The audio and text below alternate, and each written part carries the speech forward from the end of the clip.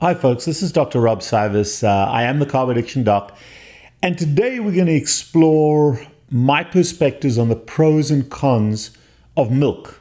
Not of dairy, but specifically of milk in the context of a ketogenic, keto carnivore diet. First and foremost, remember that milk is a pure carnivore product. Milk does not come from plants. So oat milk, almond milk, that's not milk, folks. That's the juice of plants. And it's bizarre that because they want to sell it, they attach this label called milk and they make it look white. But it ain't milk, guys. It's juice. It's juice. It's juice. Okay, so just to clarify that, we're talking about the milk from mammals. And I've got a little anecdote. And the reason I'm doing this today is because of a really powerful thing that resonated very powerfully with me. I've got an office up in Jacksonville, Florida, and for a little while now, I've got the coolest couple, Clyde and Lucy. And Clyde and Lucy are just great folks, just down to earth. They're farmers, and they've got a pretty robust farm in North Jacksonville. And they primarily, when I first met them, were doing beef. They were doing, I think, Angus, black and brown Angus herds for stud. And they also have this huge chicken operation for chicken meat. They do eggs, but what they do is they fertilize the eggs, these all free-range eggs. They fertilize them on the farm, natural fertilization, raise the chicks, and then have the chickens available for meat. And that's their business, and just the coolest couple. So when we started talking, the first visit, I said, hey, you know what, I grew up with this, and I know you guys have got cows. Do you have any milk cows? And they said, nope, too much work. And I reminisced about when I was growing up, how we used to go and lie under goats and cows and just milk that raw milk straight into our mouths, and how wonderful it was having that exposure. And I realized that my son, Rian, was not going to have that exposure unless we make that happen. But I said to Clyde and Lucy, you know what, you guys really, you're going carnivore now, you really should think about milk. Long story short, Clyde and Lucy come and visit me again for a consultation. They come with this big box full of, they got raw milk where the cream is about a third of the milk. They got butter, they got kefir, which is kind of a fermented milk. It's like a yogurt type milk. They got a big hunk of ground beef, and they got a couple of dozen chicken eggs for me. And it's just so cool because this is organic. The cows are fed, the pastures are fertilized with the chicken manure, no fertilizing use, and they really are organic and renewable. But Clyde and Lucy went out and bought themselves a Jersey cow, and then they bought a second one, and now they're milking, and they're making all these wonderful milk products. And it is just absolutely ridiculous to see what real cow's milk looks like straight from the cow. Raw cow's milk, the amount of cream on this pasture-fed cow is just incredible. Anybody that ever buys milk or cream in a store, they've separated out, they've watered it down. If you can get hold of raw milk, guys, just absolutely incredible. Now, the reason we pasteurize milk, so now we're going to get into the science behind this. The reason we pasteurize milk is from way back. A lot of cows in the UK, historically, a few hundred years ago, had cowpox. And cowpox used to affect the women that milked them, what they called handmaidens. And these women are actually resistant to chickenpox, which was quite interesting.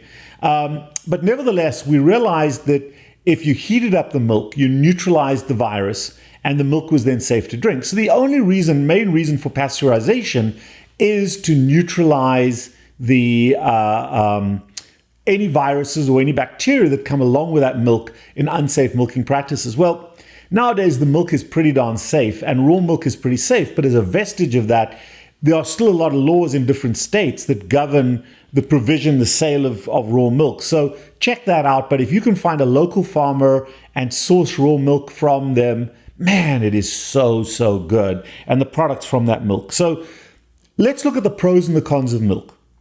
One of the reasons why I absolutely love milk is because no mammalian species can survive without milk, including humans.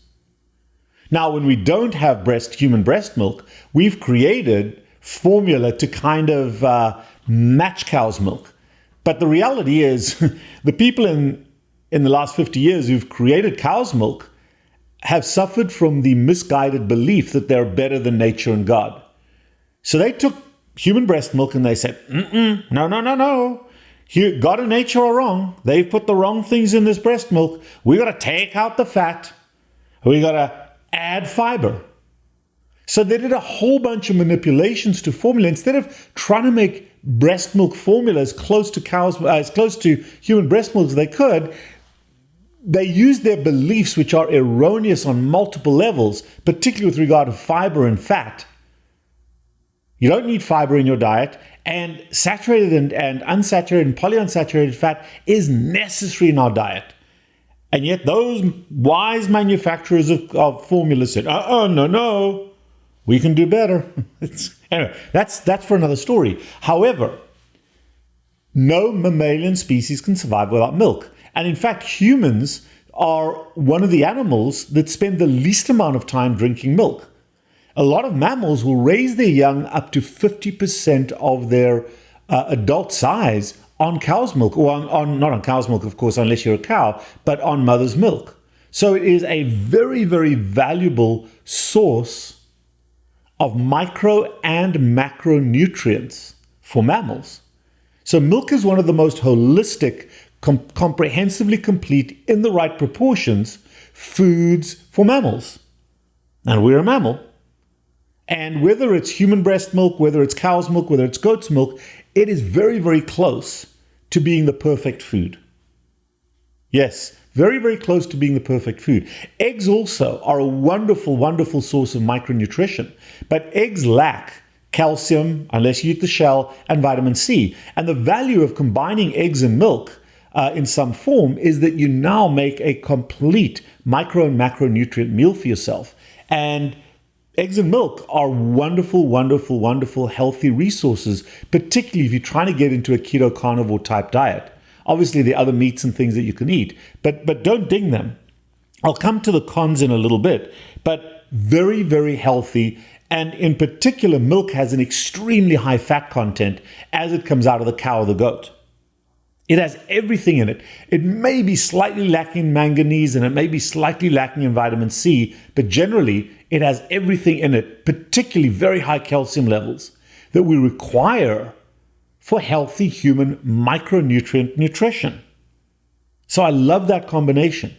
Now, one of the global things is that if you are at a healthy weight, or if you're underweight, or if you are an athlete who needs a high caloric food, milk is one of the healthiest things you can consume. Yes, it's got a high fat load, but if you're already in fat adapted ketosis, the other huge benefit that milk offers is it's got a moderate amount of sugar in it, but it's protected by the fat and the protein. So that level of sugar consumed together with a meal is a very powerful trigger of insulin, which we need. We need an insulin bump once or twice a day, preferably twice a day in about an 8-hour window for optimal health. We need that catabolic response. And if you're heavily fat adapted and you're insulin suppressed, and Dr. Ben Bickman and myself talk a lot about this, where our veteran carnivores are insulin suppressed, that cow's milk, which doesn't deviate from a carnivore diet,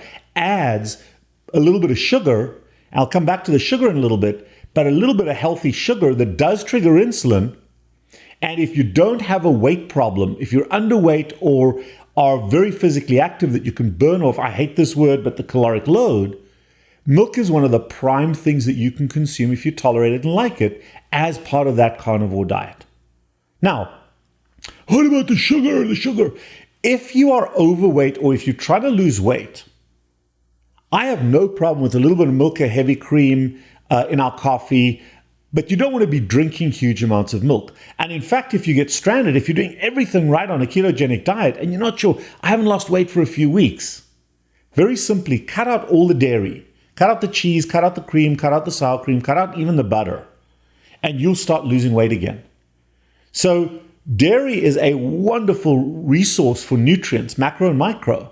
But if you are trying to drop weight, the caloric load is something you can remove for a little while to reinitiate the weight loss process.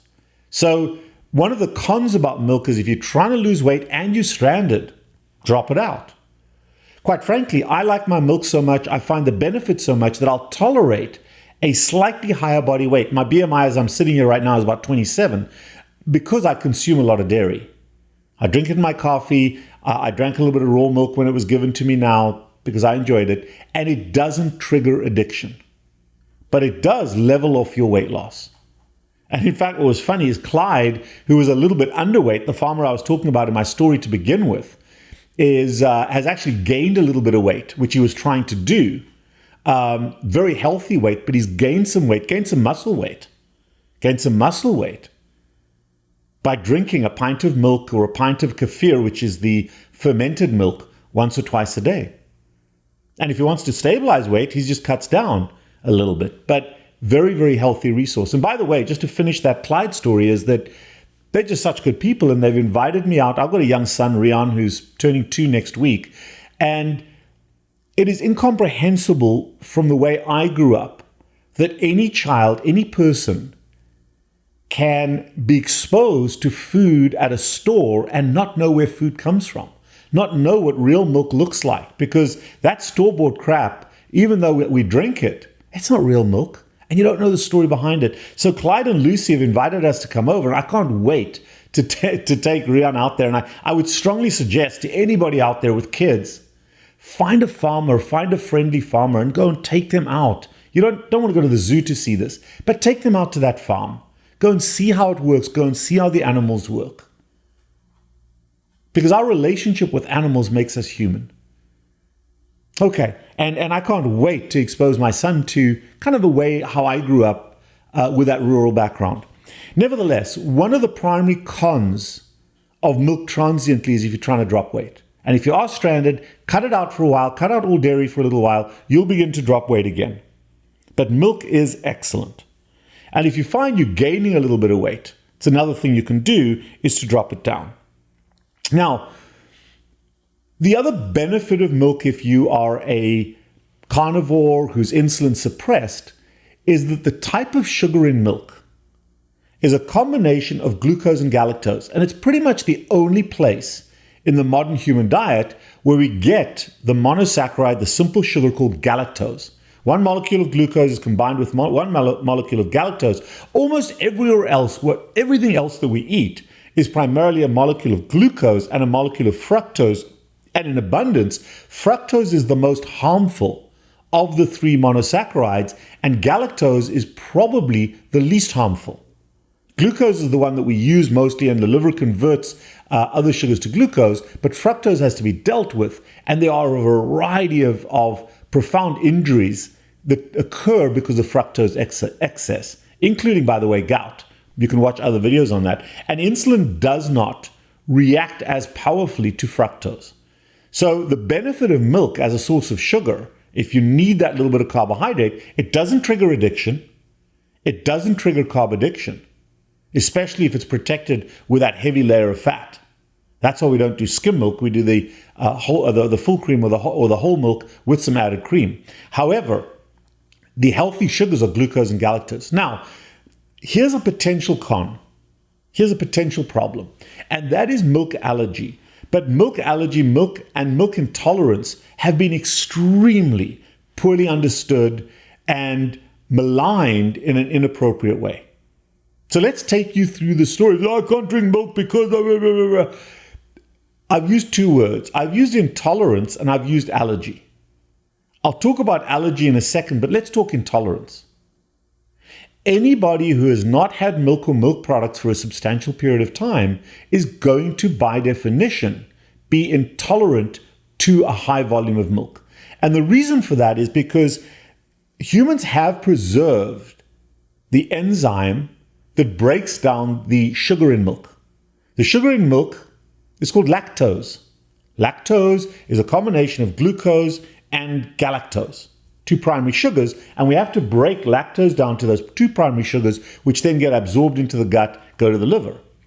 At the tip of the little villus, at the tip of these little projections in our upper small intestine, right at the tip, there's an enzyme called lactase.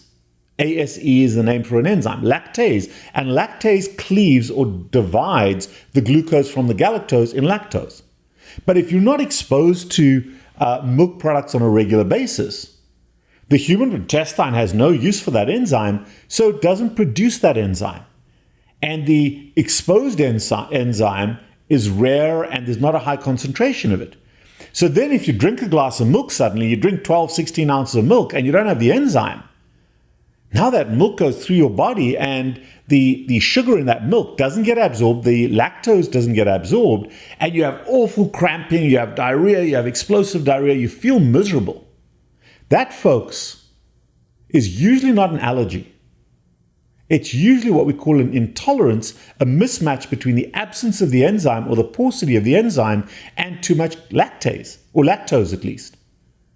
So if you are going to start drinking milk or use dairy products, start slowly. Start maybe with a little butter, a little bit of heavy cream, higher fat, lower sugar content. Slowly introduce some whole milk or some cheese to your diet, and slowly over the course of a few weeks to maybe a month or two, recruit that enzyme. Because the human body is beautiful in that when it gets exposed to the product, it starts to upregulate, because of that exposure, the production of the enzyme. Doesn't happen tomorrow, but slowly over the course of several weeks, if you have a little bit and you slowly increase the amount, you become lactose tolerant. So intolerance is not an allergy. It's a lack of exposure, and it's a mismatch in the enzyme to the product, and you've got to upregulate the enzyme. But most people can do that easily and then can tolerate the sugar component, the lactose component of the milk. And if you can tolerate that, you've now opened the door to this huge micro-macronutrient benefit. Now let's look at allergy. Allergy is where you have an immune response to a product in the milk, and it's usually to a protein product, not a sugar in the milk. When you look at milk, milk has two primary sources of protein. It's got casein, which is the solid component, that chunky solid component. And casein proteins, there's 4 primary casein proteins, and the casein proteins are part of the solid part of milk. You can divide milk into the liquid component and the solid component. And then the liquid component of protein is called whey protein. A lot of you have heard of whey protein. It gets sold as a separate type of protein. Oh, this whey protein so helpful. And it's used often as a protein additive to a lot of foods. So a lot of commercial foods have whey as their protein. A lot of formulas, milk formulas, a lot of protein shakes have whey protein. It comes from a cow. And whey protein has 2 primary proteins that can trigger allergy. The alpha and the beta lactoalbumin. Albumin, just like we have in our bodies, just like you get in an egg, but this is lactoalbumin, particular type of albumin that occurs in whey protein. So there are 6 proteins, 4 casein proteins, 2 lactoalbumin, alpha and beta lactoalbumin, that occur in the solid or the liquid portion of milk. Obviously, you're getting both when you drink the milk. And while there's about 6 to 8 different products that we eat that have a high level of allergy, milk products are the number one source of allergy. Around 1 to 2% of humans are truly allergic to milk protein. And it may be an IgE response, it may be a more deeper autoimmune or immune response. But when you have an allergy, you are now getting wheezing, you're getting hives, you can have an anaphylactic response, it can be immediate, it can be slow, but the response is the same as any other allergy. You can swell up, your tongue can swell. It is a severe allergy, and you may even need adrenaline or steroids, an EpiPen, to deal with that. That's a true allergy. But the allergy is not to lactose. That's an intolerance. It is to the protein. And it can be either of those proteins. It can be tested for, but the testing is very inaccurate. And the allergists love, oh, you got to get your skin tested. Doesn't really work. But you'll know if you are protein allergic. And only about 1 to 2% of people are allergic to cow's milk, and it's cow's milk protein. Cow's milk protein allergy. So if you were breastfed, there is a bit of a crossover, and most people that were breastfed as babies typically do not develop that allergen. But there's a time, if you haven't been fed cow's milk for a long time and growing up, and then you're exposed to it in the 2 to 4 year age group, that's where you may develop the allergy. But it is a true allergy to milk protein. And there are some milks where they try to now reduce the most common sources of those protein allergies. But please make a distinction between intolerance and everybody is milk intolerant if they haven't had it for a long time. You've slowly got to develop that by having little bits often and then slowly getting more and more. That's a lactose or a sugar component intolerance. The allergy is more rare, but still very common, and it is to the protein, and only about 1 to 2% of people have it. If you have it, stay away from cow's milk. Duh. But if you don't have it, it's one of the most wonderful things to have if you enjoy it. And if you enjoy it in your coffee, if you enjoy it as a glass itself, or as cheese, or dairy products are just so phenomenal in the human diet, in the adult human diet. So understand the pros and the cons behind dairy. And ultimately, the final pro or con is whether you like it or not. Some people like milk, some people just don't like it. You don't have to consume it, but it has so much nutrient value and so much historical value as a human support system for nutrition. And even if you don't like milk, I would urge you to find, especially if you've got kids, find a farmer and get out there and go and expose them and show them where our healthy food comes from. I hope this has made you think a little bit differently. I'm not going to tell you must or you must not. And there are variable times in my life when I do and I don't consume milk. But folks, got to have it in my coffee from time to time. And this is raw milk from Clyde. So if you like black coffee, that's fine. Adding a bit of heavy cream, adding a bit of milk to your coffee, no harm done. But understand how your body is going to respond to it. Doesn't trigger the addiction for most people. And it stays in the carnivore realm. If I've made you think, I don't mind whether you are pro or con, how you pitch yourself, but make sure that you're doing it from an evidence base, not a belief, not a knee-jerk. And all because you like milk and you like to drink it from time to time, it doesn't mean you have to. It also doesn't mean you don't have to. You can decide when you drink it and when you don't. If I'm trying to drop weight, I cut it out. First thing I cut out. Folks, I am the Carb Addiction Doc. If I've made you think, if I've given you a pause to reevaluate things, I've done my job. If you're interested in setting up a visit with us, text us 561-517-0642. But subscribe to this channel. Helps us out, may help you out. Till next time.